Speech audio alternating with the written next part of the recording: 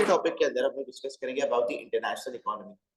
कि आपका जो बिजनेस है, सही है, वेदर इट इज लोकल और इंटरनेशनल, वो इंटरनेशनल इकोनॉमिक चेंजेस की वजह से भी काफी ज्यादा अफेक्ट होता है।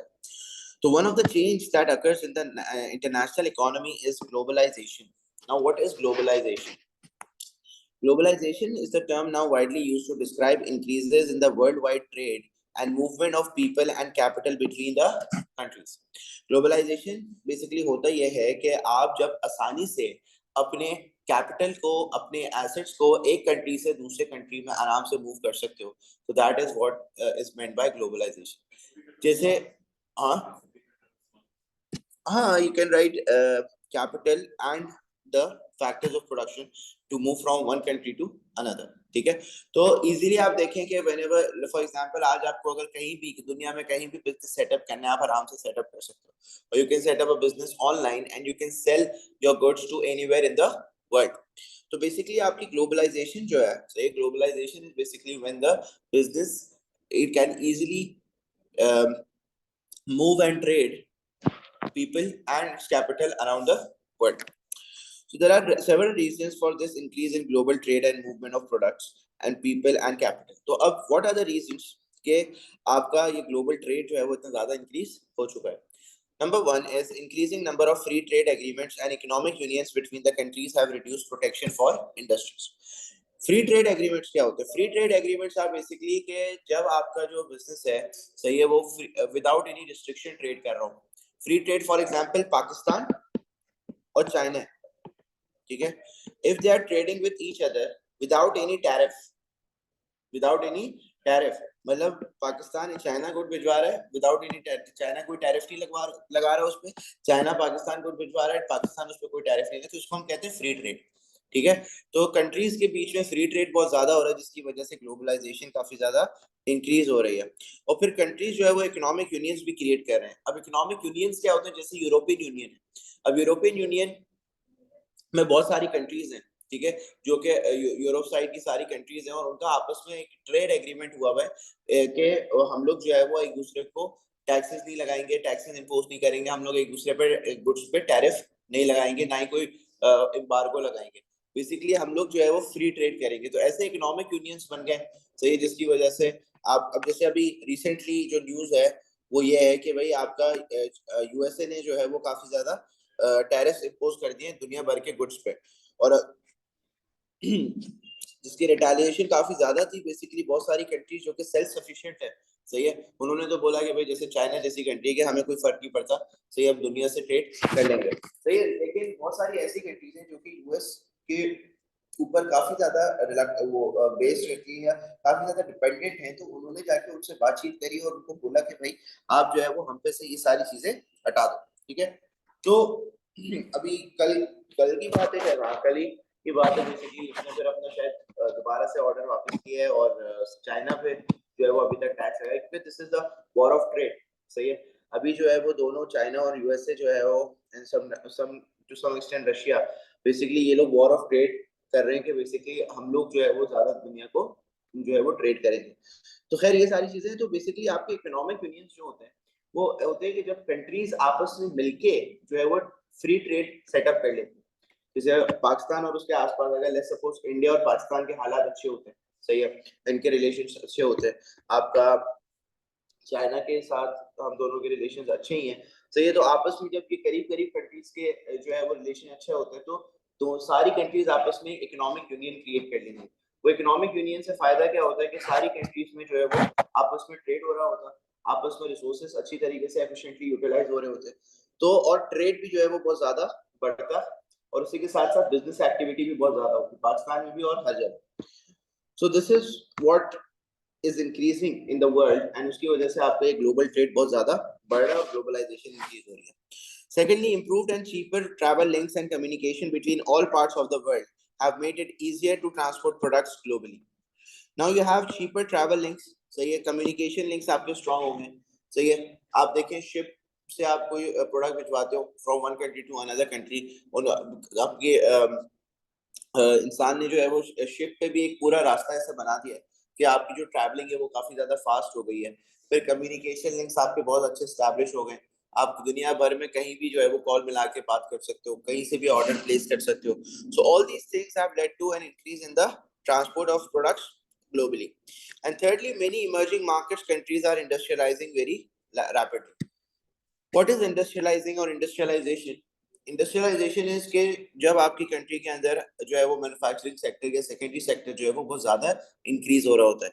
तो दुनिया भर में बहुत सारी इकोनॉमीज जो है वो इमर्जिंग इकोनॉमीज है, मतलब बहुत सारी इकोनॉमीज ऐसी हैं जहाँ पे अभी तक कोई रिसोर्स इस्तेमाल नहीं हुआ उनका और अब वो इस्तेमाल होना शुरू हो रहा है. बहुत सारे रिसोर्सेज यूटिलाइज हो रहे हैं, तो they are known as emerging market countries. और उसके अंदर जो है वो काफी ज्यादा इंडस्ट्रियलाइजिंग हो रही है, दैट इज के उसके अंदर उन कंट्रीज के अंदर फैक्ट्रीज वगैरह लग रही हैं और उसकी वजह से वो जो मैन्युफैक्चर कर रही है वो उसको ट्रेड कर रही है दुनिया भर में, और वो ट्रेड जो है वो उसकी वजह से आपका ग्लोबल ट्रेड इंक्रीज हो रहा है. So what are the benefits of globalization? Benefit ये है कि exports open up foreign markets. आप ग्लोबलाइजेशन के थ्रू एक्सपोर्ट्स बढ़ाते हो और एक्सपोर्ट्स की वजह से आपकी फॉरेन मार्केट्स खुलती हैं, मतलब दूसरी कंट्री में आप सेल कर सकते हो. So this increases the sales for the business. However it is expensive to sell abroad.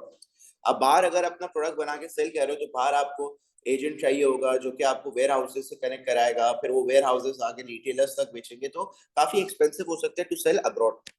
Secondly, open operations in other countries. आप अपने ऑपरेशंस खोल सकते हो दूसरी कंट्रीज में. ग्लोबलाइजेशन से बिजनेस को ये फायदा होता है कि वो अपने आप को मल्टीनेशनल में कन्वर्ट कर सकते हैं और किसी भी कंट्री में जाके अपना जो है वो बिजनेस सेटअप कर सकता है. तो इससे फायदा ये होता है, it is cheaper than producing in home markets. For example, Tommy एक ब्रांड है, सही है, क्लोथिंग ब्रांड है और जूते बनाता है बहुत सारे. हाँ, टॉमी हिलफिगर. तो बेसिकली वो उसकी जितनी भी प्रोडक्शन होती है takes place in Bangladesh. Why? Because Bangladesh में जो रिसोर्सेज हैं, जो रॉ मटेरियल है, जो कंपोनेंट्स हैं, जो लेबर है, जो लैंड है, वो सारा सस्ता है. तो यूजुअली बिजनेसेस जो है वो ग्लोबलाइजेशन की वजह से they are able to set up in other countries and they are able to produce cheaper products. Secondly, the quality might be low. Disadvantage ये हो सकता है इससे कि अगर आप दूसरी कंट्री में जाके प्रोड्यूस कर रहे हो तो वहां पे जो लेबर अवेलेबल होगा वो काफी अनट्रेंड होगा या अनस्किल्ड होगा, तो उसकी वजह से आपके प्रोडक्ट की क्वालिटी गिर सकती है. फिर जो मटेरियल अवेलेबल है वहां पे वो लो क्वालिटी का है, तो उसकी वजह से आपके प्रोडक्ट की क्वालिटी गिर सकती है. Thirdly, import from other countries to sell in home country. Another opportunity of globalization is that कि आप import करवा सकते हो. फॉर एग्जाम्पल, कोई ऐसा प्रोडक्ट जो आपकी कंट्री में नहीं मैन्युफैक्चर हो रहा, तो आप उसको इंपोर्ट करवा के अपनी कंट्री में सेल कर सकते हो. फॉर एग्जाम्पल, गाड़ियां अगर मेरी कंट्री में जो है वो नहीं मैन्युफैक्चर हो रही, तो मैं जापान से गाड़ियां इंपोर्ट करवा के अपनी कंट्री में सेल कर सकता हूँ. सो इससे ये होता है, with no trade restriction it is often profitable. तो अगर टैरिफ्स वगैरह नहीं लगे हुए होते, जैसे आज के दौर में लगे हुए, अगर जापानीज कार्स पर टैरिफ्स वगैरह नहीं लगे हुए, तो हमारे लिए काफी ज्यादा सस्ता पड़ता कि हम लोग आराम से गाड़ियां मंगवा के जो है वो उसको सेल कर सकते थे यहाँ पे. ठीक है, अभी भी कर रहे हैं शोरूम वाले, सही है, लेकिन वो इतना ज्यादा प्रॉफिट मार्जिन अर्न नहीं कर रहे. सही, वो मंगवा रहे गाड़ियां और बहुत मिनिमम प्रॉफिट पे सेल कर रहे हैं, बिकॉज बहुत सारा उनको टैरिफ पे करना पड़ जाता है. और टैरिफ्स अगर नहीं होते, ट्रेड रिस्ट्रिक्शंस नहीं होती, तो it might have been more profitable. However, repairs might be needed after imports. अक्सर क्या होता है, इंपोर्ट होता है तो रास्ते में जो है वो प्रोडक्ट खराब हो सकते हैं, टूट सकते हैं, डैमेज हो सकते हैं, क्योंकि सी ट्रैवल है. सी ट्रैवल पे जो है वो कंटेनर्स होते हैं, कंटेनर्स इधर उधर गिर जाते हैं, इधर उधर हिल रहे होते हैं सी ट्रैवल पे जब वेव्स वगैरह आती हैं. सही है, तो यूजुअली क्या होता है कि प्रोडक्ट आपका डैमेज हो जाता है. तो वो डैमेज हो जाते हैं तो आपको क्या करना पड़ता है, उसको थोड़ा बहुत रिपेयर करना पड़ता है, रिफ्रेश करना पड़ता है, तो उसमें भी एडिशनल कॉस्ट आपकी लग सकती है. And fourth opportunity is basically import materials and components from other countries. For example, अगर आपको अपने प्रोडक्ट की क्वालिटी को इंक्रीज करना है तो आप क्या कर सकते हो, आप अपने प्रोडक्ट को इंपोर्ट करवा सकते हो from other countries. Product import करवाने से फायदा ये होगा कि आपको चीपर पड़ेंगे वो सप्लाईज, वो रॉ मटेरियल, कंपोनेंट्स वगैरह सब चीपर पड़ेगा. However, suppliers might not be reliable. Might not be reliable.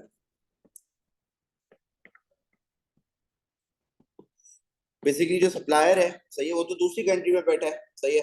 आज आपसे आपने उसको कुछ बोल दिया या आपने उसको बोल दिया भाई यार तुम्हारा मटेरियल अच्छा नहीं है, तो कल को वो आपको शायद सप्लाई भी ना करे.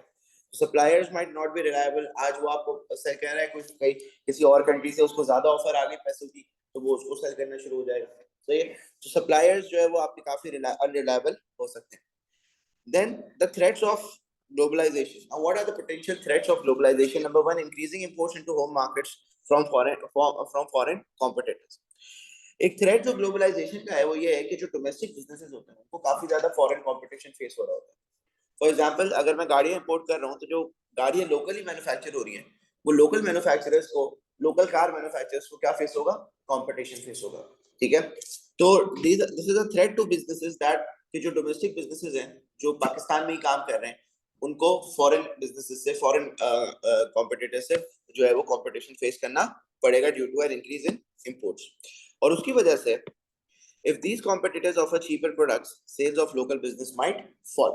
तो आपकी सेल्स गिर सकती है. And the increased competition, however, the increased competition might force the local business to become more efficient. However, जो local business है उसको ये competition force करेगा कि वो भी अपनी quality foreign product की तरह increase करे, जिसकी वजह से locally भी अच्छा product मिलना शुरू हो जाएगा. Secondly, we have increased investment from multinationals to set up operations in home country.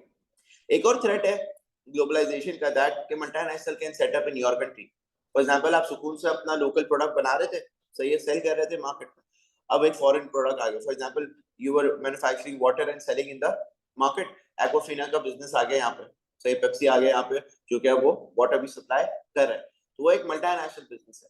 एक multinational business is often a large business. ठीक है. और वो लार्ज बिजनेस जब अपनी मैन्युफैक्चरिंग करता है तो वो लोअर कॉस्ट पे करता है क्योंकि उसको इकोनॉमीज ऑफ स्केल अचीव होती है. Third threat is basically employees might leave and join multinationals. अक्सर ये भी होता है कि एक थ्रेट जो बिजनेसेस को फेस हो रहा होता है वो ये फेस हो रहा होता है कि भाई आपके जो एम्प्लॉयज होते हैं वो जाके दूसरी बिजनेस के साथ या मल्टीनेशनल्स में काम करना शुरू हो जाते हैं. बिकॉज यूजुअली मल्टीनेशनल जो है वो ज्यादा पैसे दे रहे होते हैं, मल्टीनेशनल जो है वो ज्यादा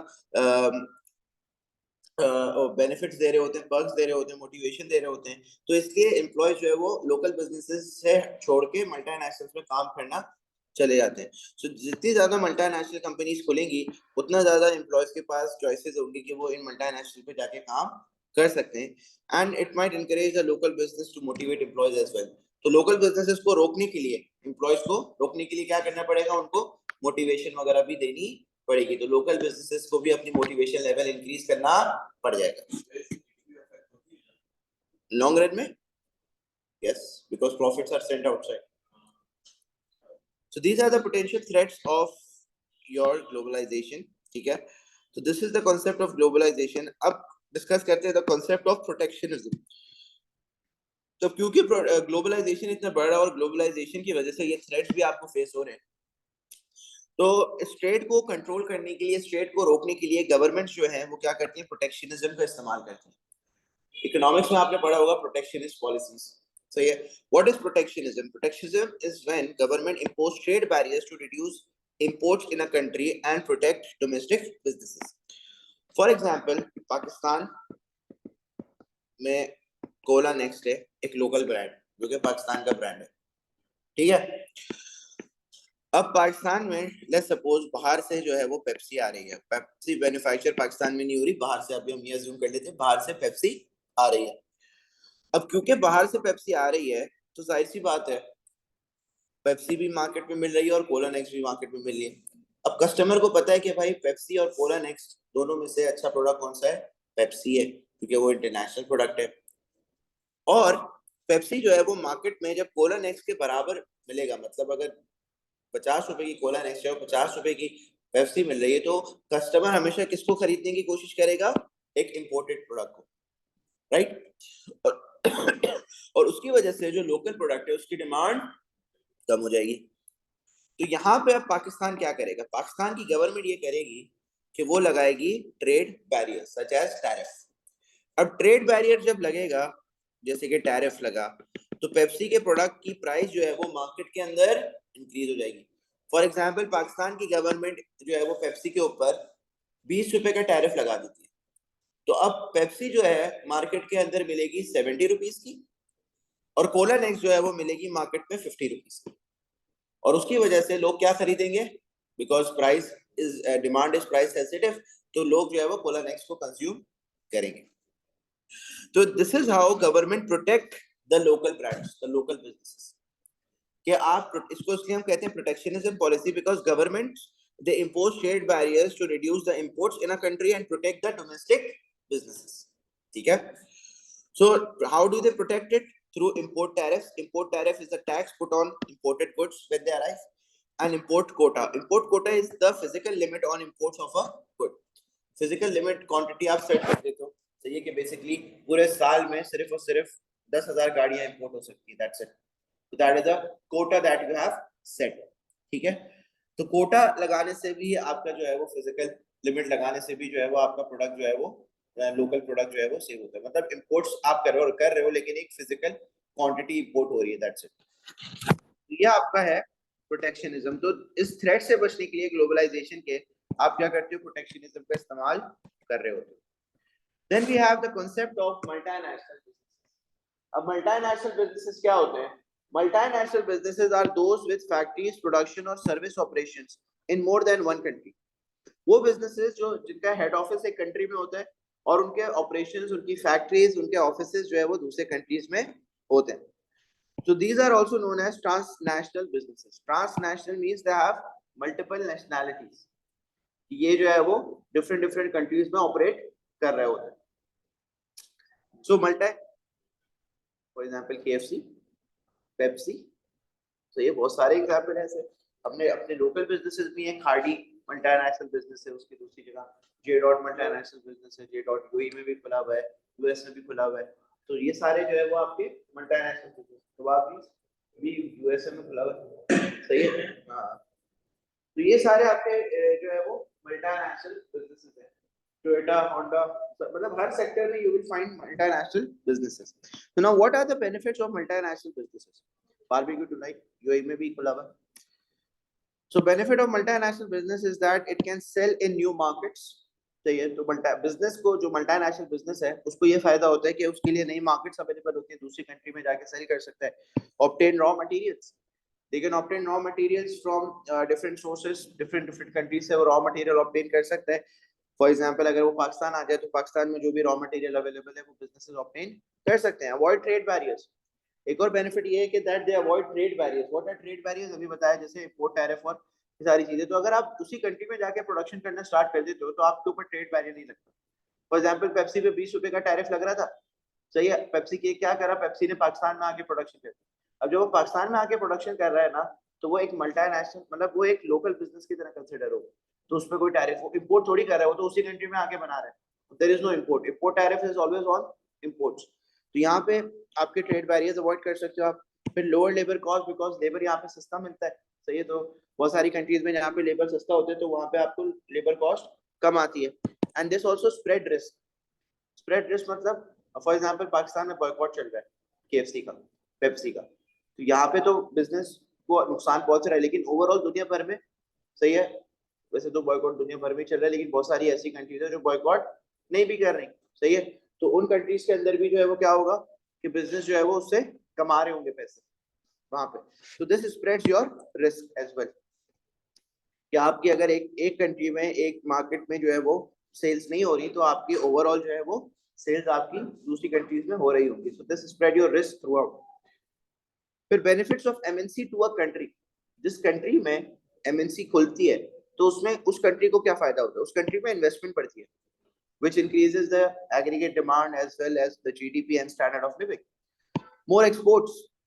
अब जो एमएनसी उस कंट्री में मैन्युफैक्चर, जैसे अभी रिसेंटली होंडा ने या टोयोटा ने, I don't exactly remember, but they, I guess Honda ने, they have started exporting cars to Japan. मतलब अब यहाँ पे वो मैन्युफैक्चर कर रहे थे गाड़ियां, यहाँ पे सेल्स नहीं हो रही थी, तो अब उन्होंने क्या करा, एक्सपोर्ट करना शुरू कर दिया. तो एक्सपोर्ट मोर से आपकी जो मल्टीनेशनल इंक्रीज करती है आपकी एक्सपोर्ट्स को, और एक्सपोर्ट बढ़ने से भी आपका जीडीपी इंप्रूव होता है. Fewer imports. अब क्योंकि मल्टीनेशनल जो है वो, पेप्सी पहले इंपोर्ट कर रहा था, अब पेप्सी यही पाकिस्तान में आके मैन्युफैक्चर कर रहा है, तो यहाँ पे इंपोर्ट्स आपकी कम हो जाएंगी कि वो कंपनी अब इंपोर्ट नहीं कर रही, वो कंट्री में आके ही मैन्युफैक्चर कर रही है. फिर जॉब्स क्रिएशन. जॉब्स क्रिएशन, जाहिर सी बात है, मल्टीनेशनल कंपनी सेटअप होगा तो जॉब क्रिएट होगी. More competition in the market. Competition भी आपका काफी ज्यादा होगा. कंपटीशन क्यों ज्यादा होगा? क्योंकि जाहिर सी बात है, मल्टीनेशनल बिजनेस जब सेटअप होगा तो ये कंट्री के अंदर, तो उसको डोमेस्टिक फर्म से अगेंस्ट में कंपटीशन करना पड़ेगा. तो जितना ज्यादा कंट्री के अंदर कंपटीशन क्रिएट होगा, उतना ज्यादा जो है वो कंज्यूमर्स के लिए चॉइसेस अवेलेबल होंगी. ये लोकल बिजनेस के लिए थ्रेट है, लेकिन कंज्यूमर के लिए फायदा होता है ना, कि कंज्यूमर के पास एक वाइडर चॉइस, एक वाइडर ऑप्शंस अवेलेबल है, कि बहुत सारे ऑप्शन से वो सेलेक्ट कर सकता है। And we have taxes for the government. More multinational companies usually have higher profits, और वो हायर प्रॉफिट जो है वो गवर्नमेंट के लिए टैक्सेस काफी ज्यादा जनरेट करती है। However, disadvantages of MNC are: number one, existing firms face competition, profits flow out of the country. जो existing आपके domestic firms होते हैं, they face competition, जो अभी आपने point बोला, और profits flow out of the country, आपका जो profit है जो MNC कमाती है वो आपका अपनी होम कंट्री में भेजती है। फॉर एग्जाम्पल पाकिस्तान, हाँ लेकिन बहुत सारा परसेंटेज बाहर भी तो जा रहा है, वो पूरा अगर रहता तो ज्यादा इन्वेस्टमेंट होती। फिर यूज ऑफ स्कार्स रिसोर्सेज, आपकी कंट्री के वो मल्टीनेशनल कंपनीज जो है वो आपके रिसोर्सेज इस्तेमाल, मतलब बाहर से कोई बंदा आया आपके घर पे, आपका खाना खा के चला गया, तो ये तो आपके लिए खाना थोड़ी बचेगा, राइट। तो इसी तरह बाहर से कोई बिजनेस आया, वो आपके घर के रिसोर्सेज, आपकी कंट्री के रिसोर्सेज खत्म करके, अब जब खत्म होगा रिसोर्सेज फिर वो चला जाएगा किसी और कंट्री में चला जाएगा। तो यूज ऑफ स्कार्स रिसोर्सेज, तो आपकी कंट्री में रिसोर्सेज खत्म हो रहे हैं। इन्फ्लुएंस गवर्नमेंट नेगेटिवली, अक्सर ये मल्टीनेशनल बिजनेसेस जो होते हैं ना, ये बहुत पावरफुल होते हैं, ये बहुत बड़े होते हैं। अब सोचो एप्पल जो है वो अगर पाकिस्तान में आ गया तो शहबाज शरीफ तो बिल्कुल ही जो है वो बिक जाएगा आगे सीईओ के सामने उसके। तो मतलब कहने का ये है कि these multinational businesses are so well known and popular throughout the world, और इतने बड़े ये बिजनेसेस होते हैं कि अगर ये आपकी कंट्री में आ जाए ना, सही है, तो आपकी कंट्री की जो जीडीपी और इकोनॉमिक ग्रोथ है वो काफी बूम हो सकती है। तो इसलिए ये लोग फिर इन्फ्लुएंस भी करते हैं गवर्नमेंट कि भाई हमसे टैक्स नहीं दो, हमें रेंट माफ करो, हमारे हमें जो है वो फ्री में बिजली दो, ये सारी चीजें जो है वो फिर अपनी बातें मनवा रहे होते हैं।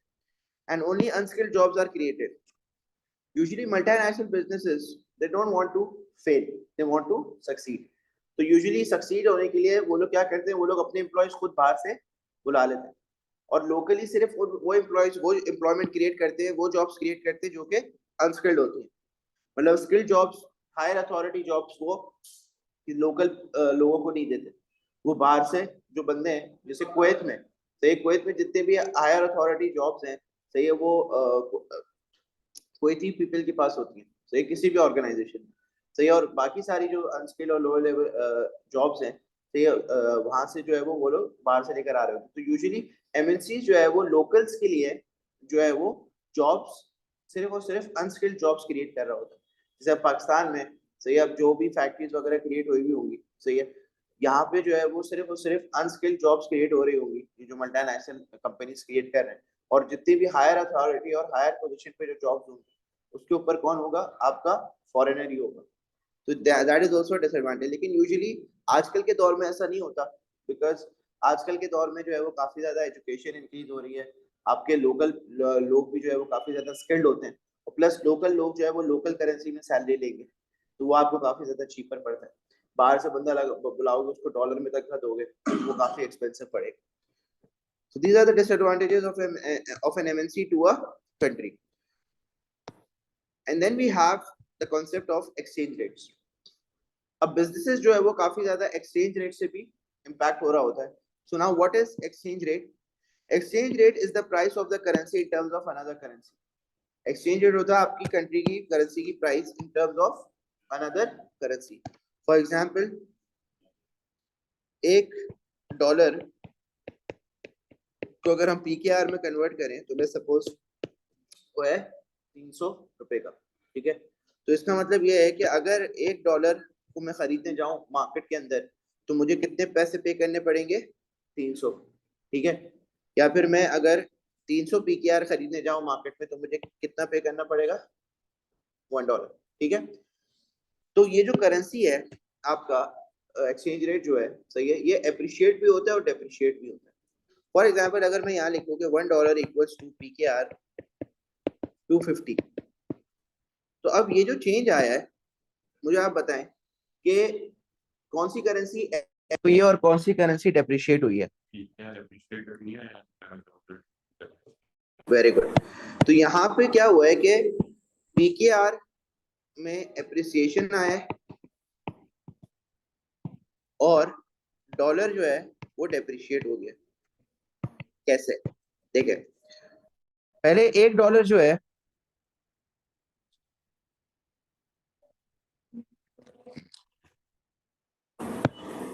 पहले $1 जो है वो कितने पीकेआर खरीद रहा था? 300। और आज जो है वो $1 कितने पीकेआर खरीद? 250। यार अनस नहीं करो यार।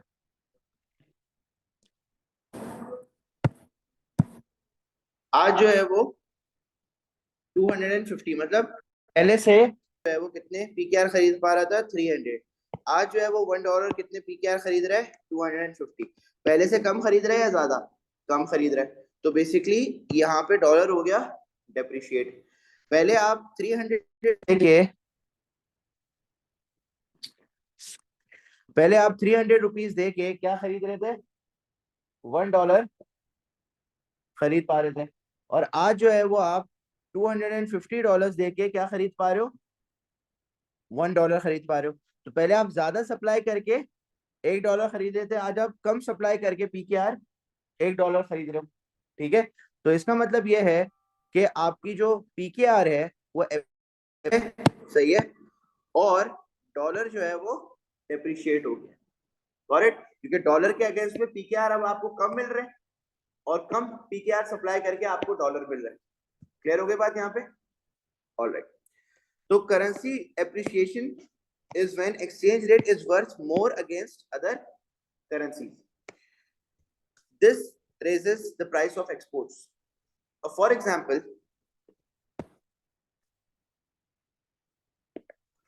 यहां से हम लोग गुड भिजवा रहे थे, कहां पे?